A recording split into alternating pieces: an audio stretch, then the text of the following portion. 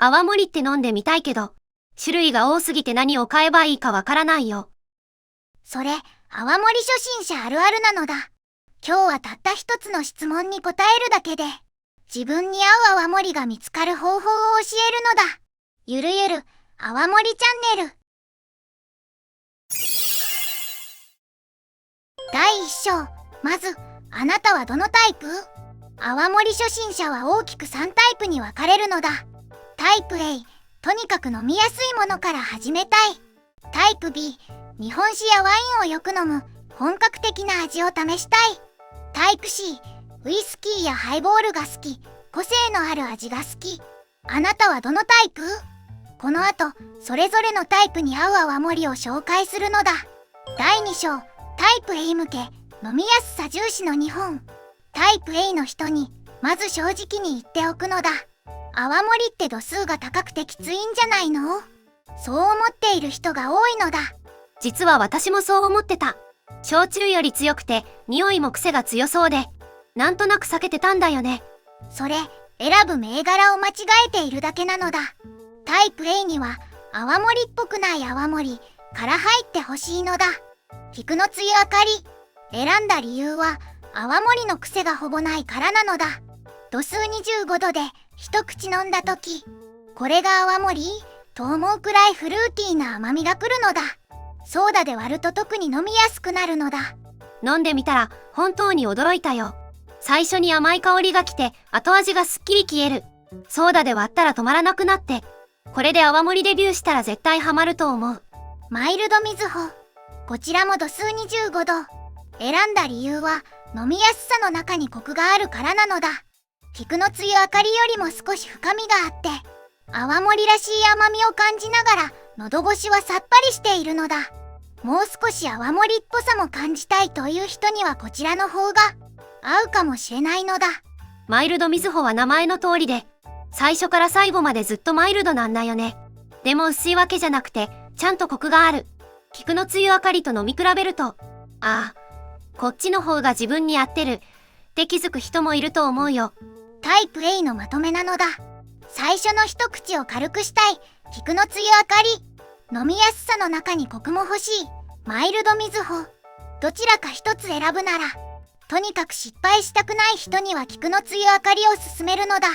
ここで少し聞きたいのだ。飲みやすいのは分かったけど、もう少し本格的な香りや深みも気になるという人はいないかな？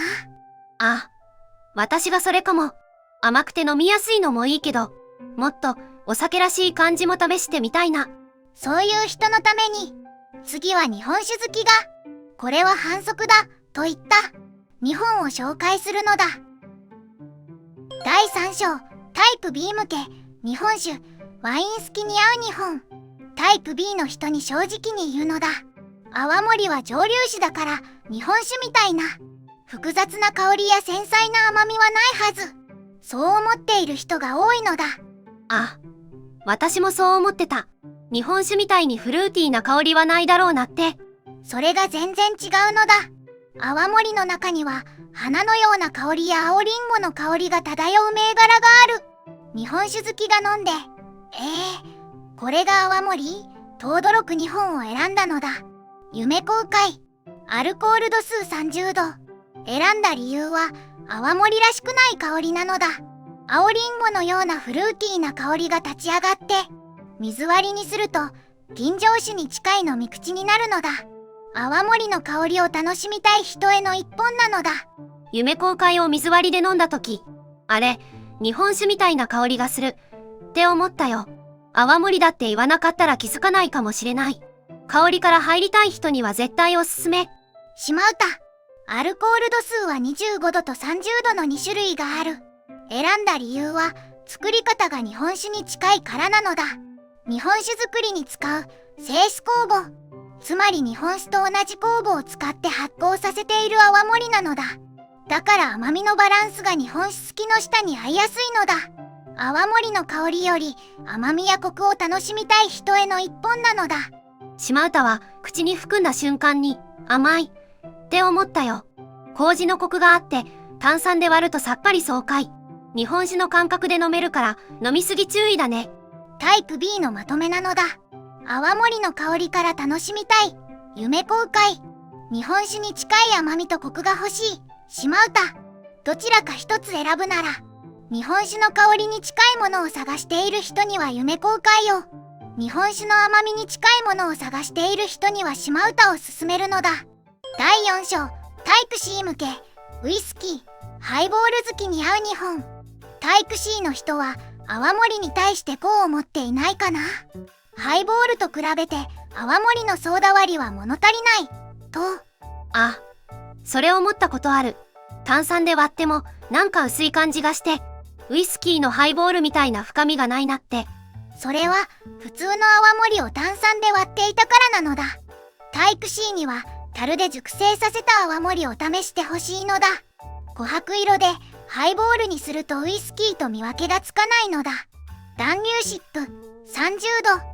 選んだ理由はウイスキー好きへの入門として最もわかりやすい一本だからなのだ。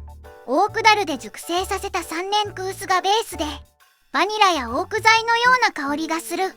泡盛とウイスキーの良いとこ取りという表現が一番しっくりくる泡盛なのだ。暖流シップを炭酸で割った時、これウイスキーハイボールじゃないのって本気で驚いたよ。色も綺麗な琥珀色で見た目からもうかっこいい。泡盛ってこんな顔もあるんだってなった。秘蔵クースクラブラックアルコール度数30度。選んだ理由は飲んだ後の余韻が深いからなのだ。熟成年数の長い泡盛をブレンドしていて、口当たりは柔らかいのに飲み終わった後も香りと甘みがじわじわ続くのだ。ロックで飲むとシングルモルトウイスキーに近い体験ができるのだ。クラブラックはロックで飲んでみたんだけど、飲み終わった後もずっと香りが続いていて、泡盛ってこんなに深みがあるんだってびっくりしたよ。暖流シップとは明らかに違うもう一段上の重厚感があった。タイプ C のまとめなのだ。まずハイボール感覚で泡盛を試したい暖流シップ。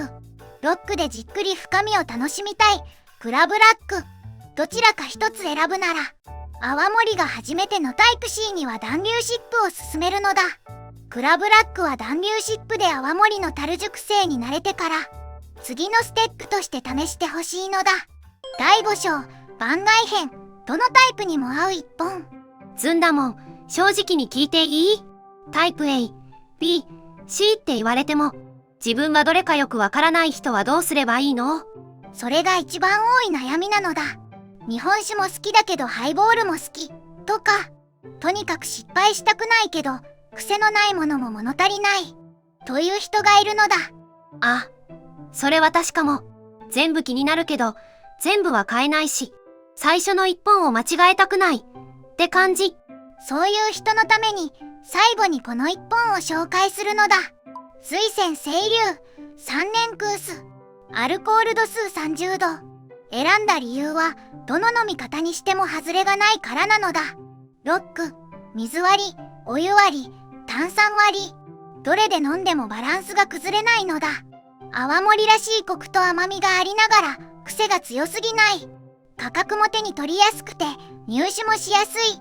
最初の一本を失敗したくないという人への答えがこれなのだ。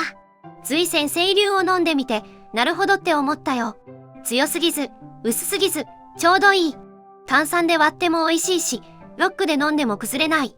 泡盛ってこういうお酒なんだっていう基準になる一本だと思う。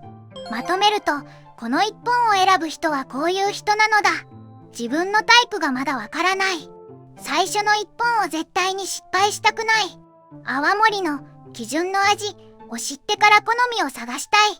逆に言うと、タイプ A、B、C がはっきりしている人は、それぞれの章の銘柄から入った方が、これが自分の泡盛だという感覚を早く見つけられるのだ。まとめると、このような分布なのだ。最初の一口を軽くしたい人は菊の露あかり。飲みやすさの中にコクも欲しい人はマイルドみずほ。泡盛の香りを楽しみたい人は夢公開。日本酒に近い甘みが欲しい人は島唄。ハイボール感覚で試したい人は暖流シップ。ロックで深みを楽しみたい人はクラブラック。